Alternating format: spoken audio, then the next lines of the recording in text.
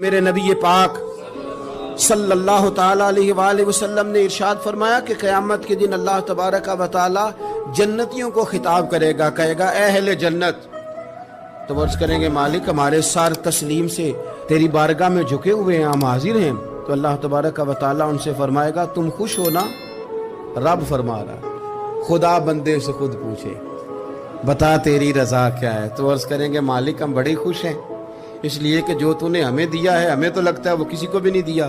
تو اللہ فرمائے گا ایک نعمت اور تمہیں دینے لگا ہوں، ایک نعمت تمہیں اور ملنے لگی ہے۔ صحیح بخاری صحیح مسلم کی حدیث ہے۔ تو عرض کریں گے یا اللہ اب جو تو نے دیا اس سے بہتر اور کیا ہو سکتا ہے؟ ہر چیز تو ہمیں مل گئی۔ تو رب فرماتا ہے اب میں نہ تمہیں اپنی رضا دینے لگا ہوں، اب میں کبھی تم سے ناراض نہیں ہوں گا۔ یہ وہ نعمت ہے جو جنت سے بھی بڑی ہے۔